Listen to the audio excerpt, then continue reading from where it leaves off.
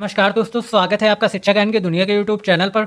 हम एम लक्ष्मीकांत की series complete कर रहे हैं जिसमें हमने 16 चैप्टर कंप्लीट कर दिए हैं। 17वें चैप्टर के दूसरे पार्ट में आप सभी लोगों को स्वागत है। चलिए शुरू करते हैं। हमने कल निम्नलिखित कारण से चुना यहाँ तक देख लिया था। आज हमारा आगे हम बढ़ेंगे, तो चलिए शुरू करते हैं समय न वेस्ट करते हुए। पहला पॉइंट है राष्ट्रपति का अप्रत्यक्ष चुनाव संविधान के परिकल्पित सरकार की संसदीय व्यवस्था के साथ सद्भाव रखता है। इस व्यवस्था में राष्ट्रपति केवल नाम मात्र का कार्यकारिणी होता है तथा मुख्य शक्तियां प्रधानमंत्री के नेतृत्व में वाले मंत्रिमंडल में निहित होती हैं। यह एक अव्यवस्था होती है। यदि राष्ट्रपति का प्रत्यक्ष चुनाव होता है तो उसे वास्तविक शक्तियां ना दी जाती हैं, मतलब वास्तविक शक्तियां नहीं दी जाती हैं। ठीक है, दूसरा पॉइंट देखेंगे। विस्तृत निर्वाचन गुणों को देखते हुए राष्ट्रपति का प्रत्यक्ष चुनाव अत्यधिक खर्चीला तथा समय व ऊर्जा का अपव्यय होता है। यह देखते हुए कि वह एक प्रतीकात्मक प्रमुख है, ऐसा करना संभव नहीं था। संविधान सभा के कुछ सदस्यों ने सुझाव दिया था कि राष्ट्रपति का चुनाव केवल संसद के दोनों सदनों के निर्वाचित सदस्यों द्वारा होना चाहिए। संविधान निर्माताओं ने इसे प्राथमिकता नहीं दी, क्योंकि संसद में एक दल का बहुमत होता है जो निश्चित तौर पर उसी दल के उम्मीदवार को चुनेगा, और ऐसे राष्ट्रपति भारत के सभी राज्यों को प्रतिनिधित्व नहीं कर सकते। वर्तमान व्यवस्था में राष्ट्रपति संघ तथा सभी राज्यों का समान प्रतिनिधित्व करता है। इसके अतिरिक्त संविधान सभा में यह कहा गया है कि राष्ट्रपति के चुनाव में अनुपातिक प्रतिनिधित्व शब्द का प्रयोग गलत है। अनुपातिक प्रतिनिधित्व का प्रयोग दो अथवा अधिक स्थान भरने में होता है। राष्ट्रपति के मामले में पद केवल एक ही है। बेहतर होता है कि इसे प्राथमिक अथवा वैकल्पिक व्यवस्था कहा जाता है। इसी प्रकार एकल संक्रमणीय मत के अर्थ की इस आधार पर आलोचना की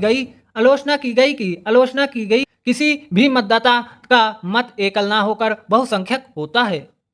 आइए देखेंगे आर्हताएं, शपथ एवं शर्तें। अगर अभी तक आप लोगों ने चैनल को सब्सक्राइब नहीं किया है तो चैनल को सब्सक्राइब करके बेल आइकन जरूर दबा दीजिएगा। चलिए शुरू करते हैं। राष्ट्रपति के पद हेतु आर्हताएं, मतलब इसका मतलब होता है योग्यताएं क्या क्या हैं। राष्ट्रपति पद के चुनाव के लिए व्यक्ति की निम्न योग्यताएं या अर्हताओं को पूर्ण करना आवश्यक है। पहले तो वह भारत का नागरिक है, दूसरा वह 35 वर्ष की आयु पूर्ण कर चुका हो, तीसरा वह लोकसभा का सदस्य निर्वाचित होने के लिए अर्हित है, यानी बाध्य है। वो लोकसभा का सदस्य निर्वाचित होना चाहिए। ठीक है, आगे देखेंगे चौथा पॉइंट। वह संघ सरकार में अथवा किसी राज्य सरकार में अथवा किसी स्थानीय प्राधिकरण में अथवा किसी सार्वजनिक प्राधिकरण में लाभ के पद पर ना हो, मतलब किसी भी अधिकारी पद पर, यानी किसी भी सरकारी पद पर या किसी स्थानीय सरकार की कार्यकारिणी में, मतलब सरकार के अधिकार क्षेत्र में कार्य ना कर रहा हो, मतलब सरकारी पद पर ना हो। ठीक है, आगे देखेंगे।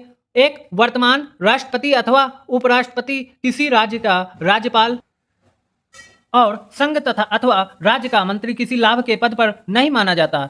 जैसा कि मैंने अभी बताया वही इसमें लिखा है। इस प्रकार वह राष्ट्रपति पद के लिए मतलब बाध्य उम्मीदवार होगा, मतलब उम्मीदवार के लिए एलिजिबल होगा। चलिए आगे देखेंगे। इसके अतिरिक्त राष्ट्रपति के चुनाव के लिए नामांकन के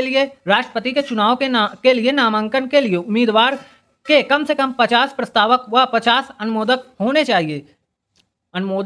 चाहिए। प्रत्येक उम्मीदवार भारतीय रिजर्व बैंक में 15,000 रुपये जमानत राशि के रूप में जमा करेगा। यदि उम्मीदवार कुल डाले गए मतों से 1/6 भाग प्राप्त करने में असमर्थ रहता है तो यह राशि जब्त हो जाती है। 1997 से पूर्व प्रस्तावकों व अनुमोदकों की संख्या 10-10 थी तथा जमानत राशि 2500 थी। 1997 में इसे बढ़ा दिया गया ताकि उन उम्मीदवारों को हतोत्साहित किया जा सके जो गंभीरता से चुनाव नहीं लड़ते।